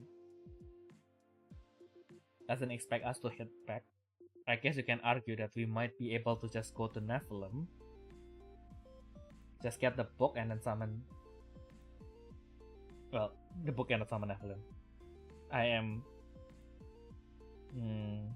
talking out of my ass just now. Okay, but what we can definitely do is if we put the rest to the bottom, can draw one of them with the hydrangea. And now at best what we can hope is that also we kind of have to put these two in our hand, because otherwise we cannot use her effect.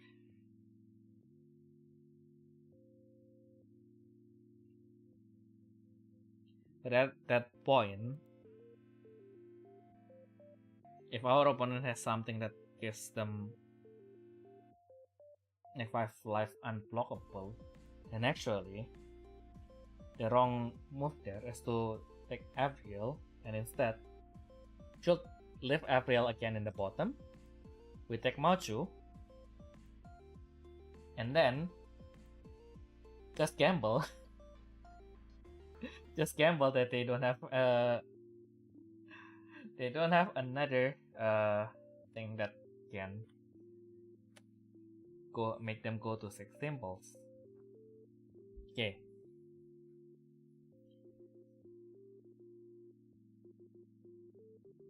So now Machu can ignore the brief condition.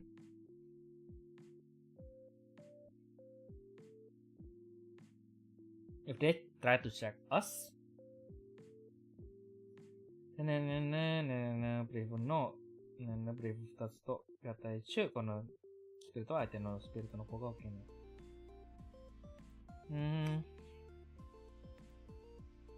We can go for Machu Picchu, but let's say we survive the next turn. Let's see what we can do. Let's say they were like, okay, so like, yeah, okay, I guess like if they can still like do it, next turn they would probably just check us. I'll just take it with normal core this time. Just realize that doesn't really make sense to take with the Sopa right now. I don't think I want to rebirth my yellow world anytime soon. Against this particular opponent, because they don't rely on attacking with multiple spirits. Let's see, core, draw. Wait, have I added? Okay, I think I haven't added one core. So like, that is the one core that I should have added with Macho the last thing. So this is the card that I draw for the thing. Yeah, actually, I was taking back the putting in the open zone part unnecessarily, because they cannot. She cannot use them anyway. She is not something that is useful for our defense currently anyway. Like, let's see, pay 1, we get our Abriel. Okay. And then, let's see, we need more cards, that's for sure. So let's get Lover Gemini. So we get even more Avril. I guess we'll go with Moriel this time. I think we still have enough to play everything if we get the book. 1, 2, 3, 4, 5. Okay, so we get the Hydrangea Demon card, that's for sure. We get an option whether to play Mikkel. So Mikkel requires me to pay another 1. I have to pay 1 for Mikkel, I have to pay 1 for Abriel, and then I have to pay 1 to summon the Brave. So I have to use 3 to summon all the Braves that I needed.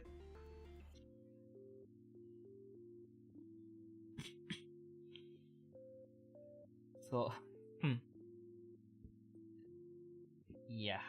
I think like the moment I probably shouldn't have summoned the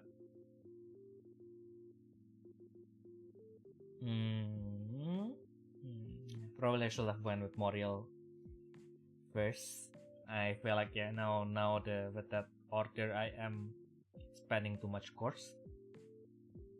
The Lover Gemini is definitely more rental for like first turns. I feel like maybe I should have started with the Lover Gemini first. Again, kinda depends on what I am facing. But for the most part, if I know that my opponent would have to do something extra to remove it, it can be worth more to bring out the Lover Gemini. This deck has a lot of ways to cheat out costs, but also it needs us to pay one.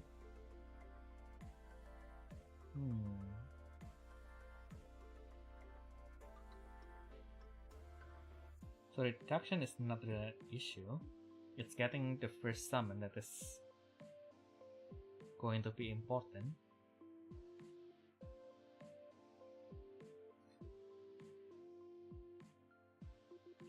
The Mirage for the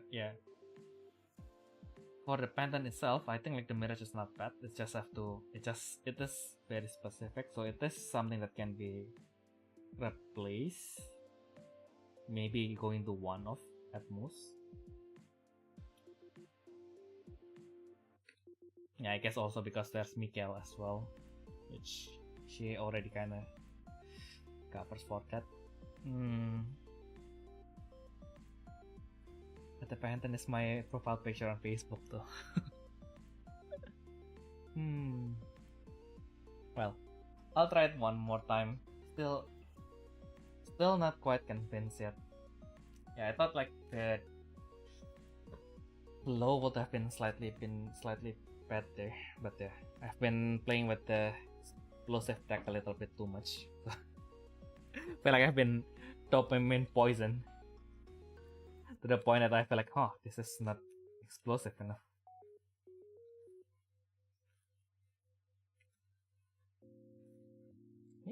Yeah, maybe in the end I just need a real opponent.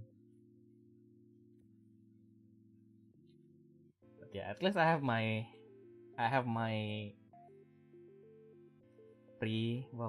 prototype build. Like, I think it's just valid if I see guides now. Yeah.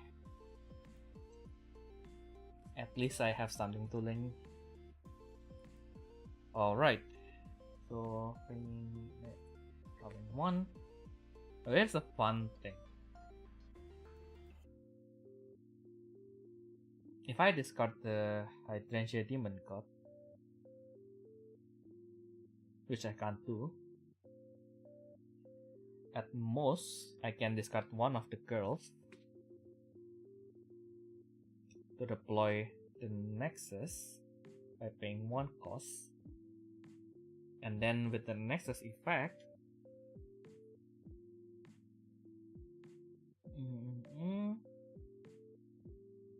yeah, I can play one Imagine it without paying the cost.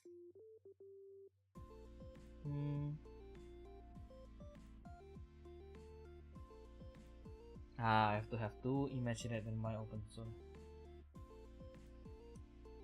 That is not enough yet, so me start from here first. So open 3, 1, 2, 3. So one Imagine it and one Imagine Brave. Oh.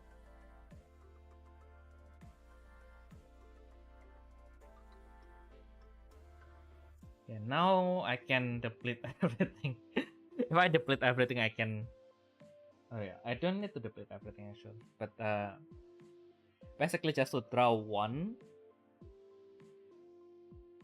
I'll have to remove either Mifile or Mikkel.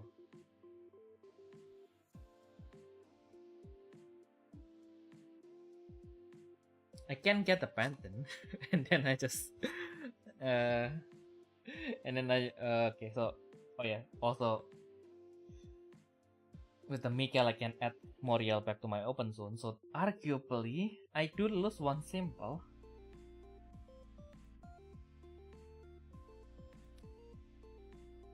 I will lose one symbol, but I get to draw one, I guess.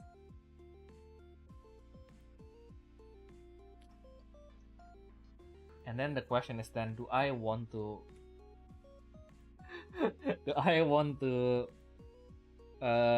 set the mirage or not?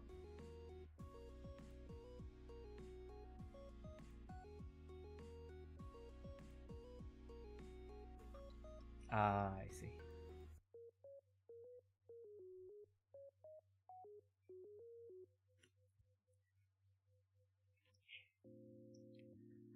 I guess that has to do, let's say my opponent attacks, they got to destroy Mikael. So in the end I do still have only one symbol. I do get an Imagine Brave on the field. Right, let's see where this would lead us. Okay.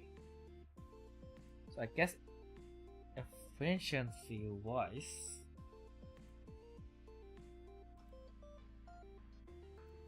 I can either deploy the Nexus first. I don't really have something that I can lose right now. I can basically trade the Pantheon to summon Moriel. That is also an option.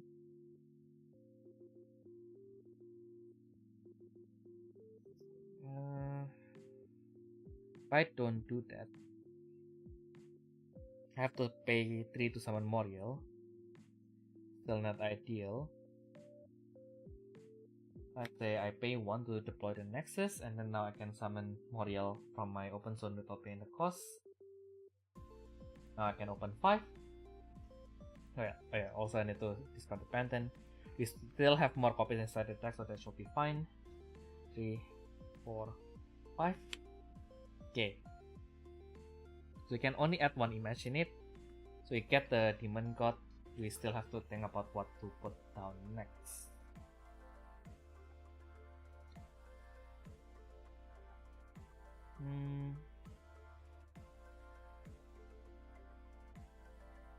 Arguably,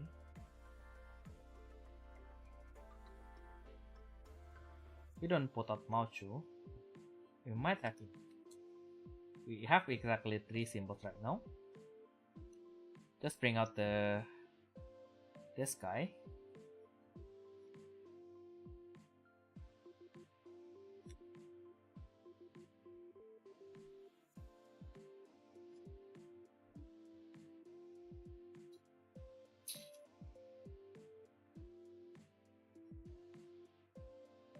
Okay, so let's try to do that in our simulation, because our opponent is taking a little bit of risk.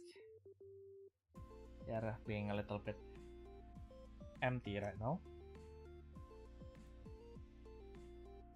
So let's answer that. So we don't. Yeah, if we do Mauchu, we will actually lose like 2 usable cards during this game. We summon the Brave. So like, let's say we summon the... Sorry, both of them are not ideal.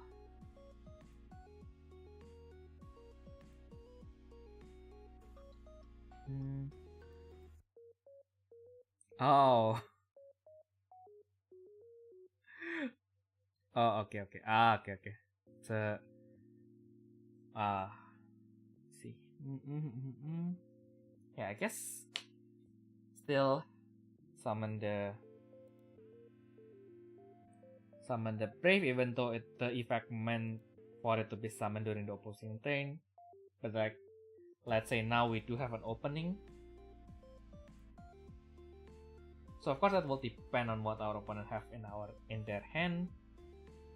But like now, Aviel can be summoned at level 1, braving to these 2, which gives her the ability to return one opposing spirit that's on their lowest level to the hand, and also she cannot be blocked by a level 1 Spirit and level 3 ultimates. Now,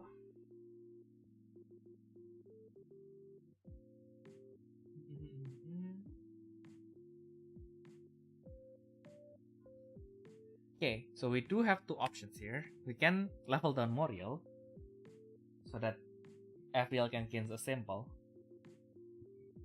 But at this point,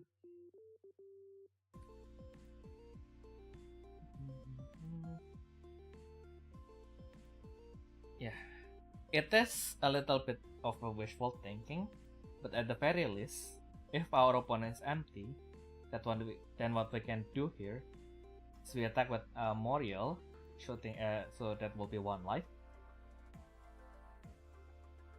So if the retain one is unfortunately not optional, if our opponent only have multiple, even if they have multiple spirits, actually it still make more sense to attack with FBL first.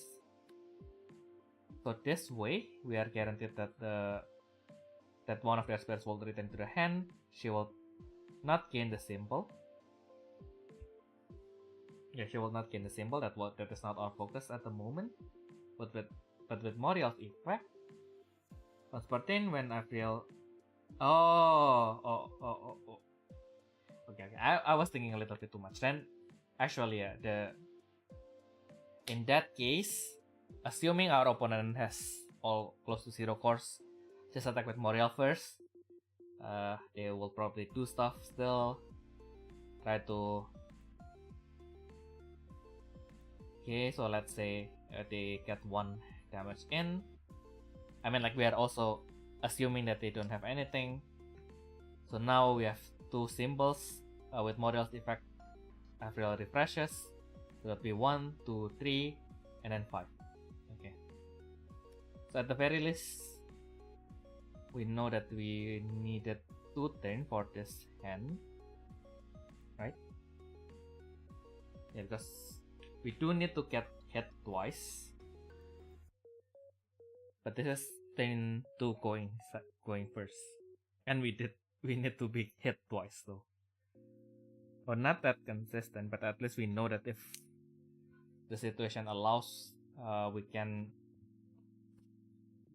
get a surprise win.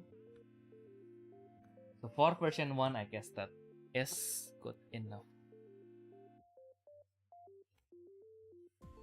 Alright, now we just have to find a deck box to hold this in.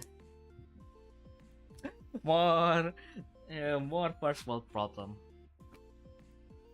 Okay, I guess as a compromise, I probably would have to separate what I am planning to put inside my Imaginate deck for the time being. That's hence the separator.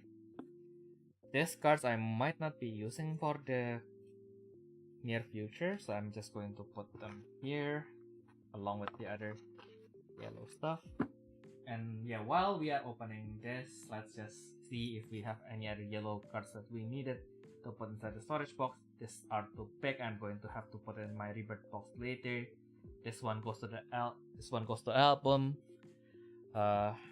It's a promo Triple Thunder. Yep, this goes to the Brocchion survives the Penless. Got to live to see another day, unfortunately for us. So this all goes back to the storage. For now, there will be a time where they would be used, but probably not now. Oh, have I put like the new Thunder F stuff there? Don't know if I think this one is the ones that I haven't separated for my spares. Do have too much stuff. Okay, so this one can go to the storage box. Yeah, this one can go to the storage box. These ones are. So the funny story is I think like the saga, like the first saga half deck kit which has the sleeves. So I kind of wanted the sleeves, and it was very cheap as well. So I was like, yeah, might as well get it. I feel like it looks nice, and then the half deck is all foil. Then for some reason, I open it, and then there's this bunch of Digimon cards. Don't know if they are any value, but they are. I really like Vidra one, so I will take that. And this is my Minerva stuff that I bought out of. Yeah, I was like, one day I was like, should I? And then I bought it first, and then I was missing some of the lower end, and then it's still here. Well, I guess if one day I want to join the standard tournament, I guess at least I have something that is a little bit more modern, although by modern standard, Minerva is no longer a modern deck.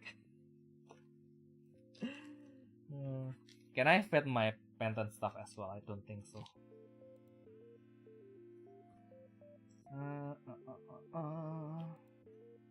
What do we have here?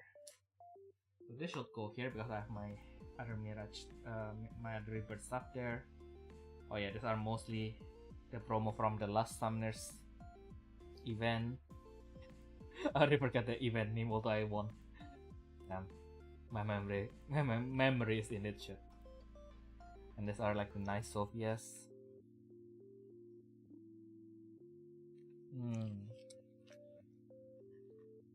Yep, nothing that need to be separated here. Guess I'll just need place to keep my standard decks. Like my standard decks are still pretty intertwined with each other. I don't think keeping them separately would be beneficial at this point of the game.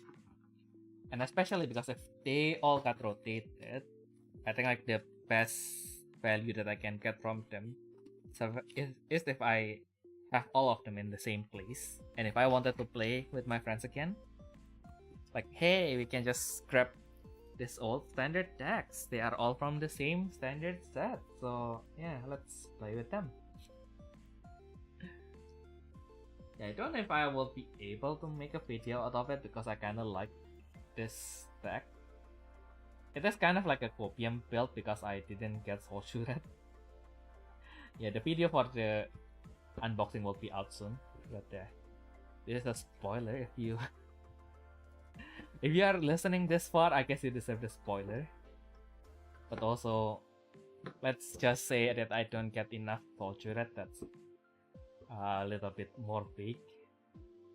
And that's why I kinda thought about like what alternative can I do, and I already have all the measured stuff, so I was like, yeah, why not?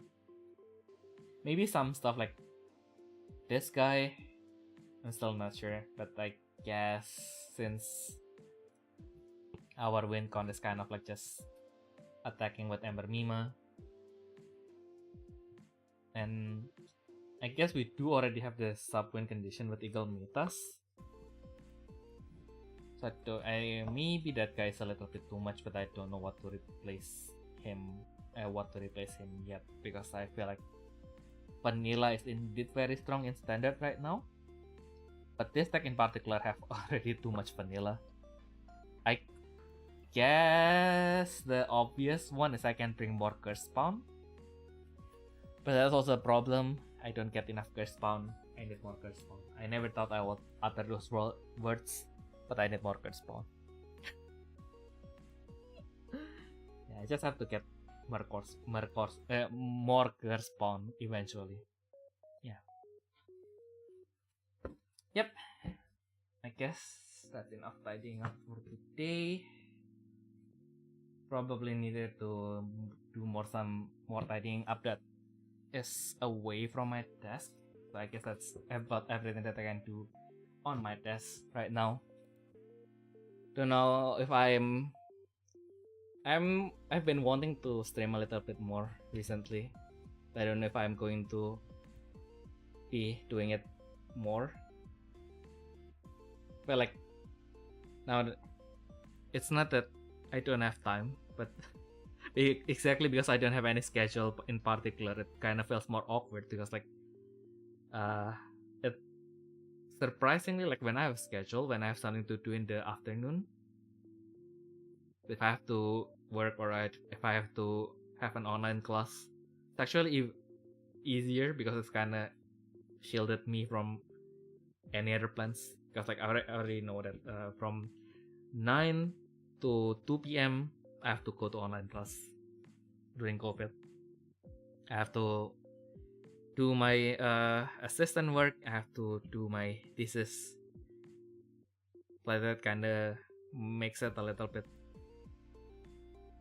more structured. But yeah, recently it's just exactly because I don't have any fixed schedule. It feels like, I might need to do this later, and it becomes really awkward. So yeah, I guess from that time to time, I'm just going to stream when I need to tidy up my room. And other than that, I have played A Space for the Unbound until like chapter 3. So I do want to finish it.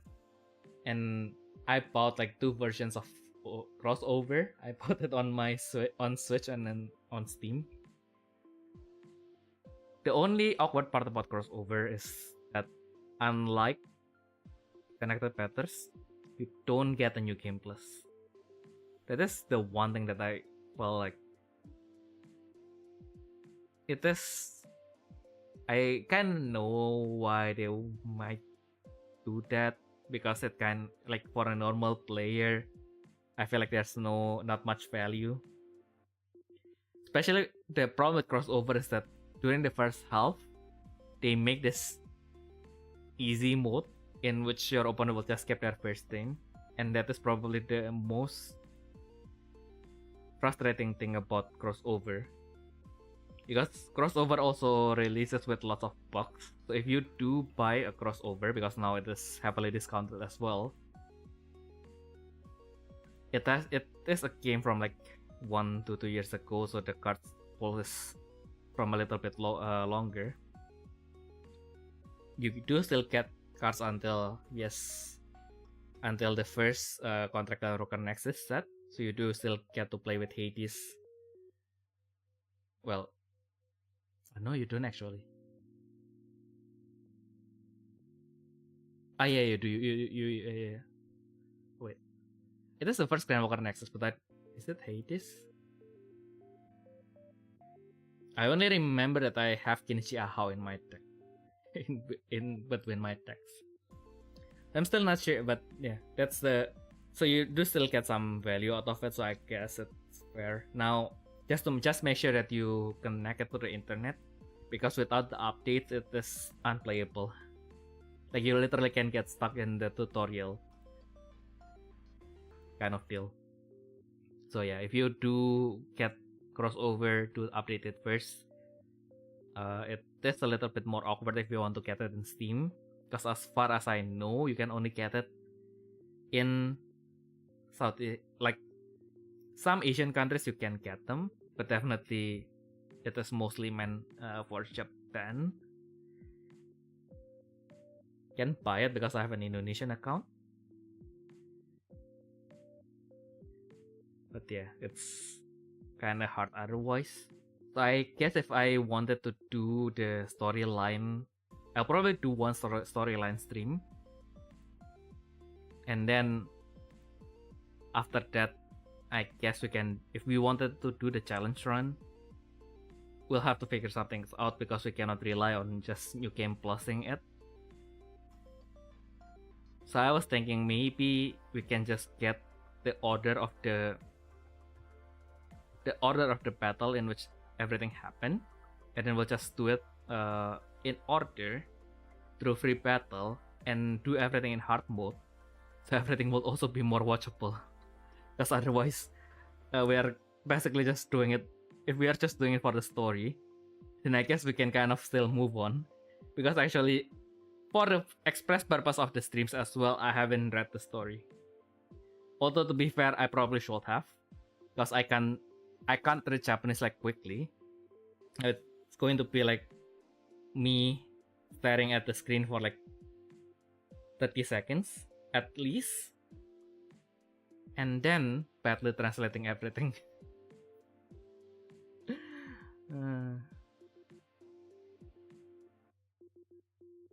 Or maybe I can get some on-screen translation thing going on, maybe. Who knows? Actually, can we just extract the well, we'll see what we can do with it. I guess like if we want to do challenge run, then I guess the only way we can do it is we just take notes of every single encounter that we have and do everything in free battle in order. Lots of things to keep track of, but I guess that's the best that we can do for crossover. Well, anyway, the stream is nothing is fixed for the stream, but we are working on lots of stuff video wise. So if you are listening to this so far, do subscribe to the channel because we do lots of Battle Spirit stuff. So that has been everything from me, Theodore Lu, your host, and that has been the Time Gaming. We hope that you guys have a nice week going forward, and we'll see you all next time. Bye bye. Wait, where's the ending?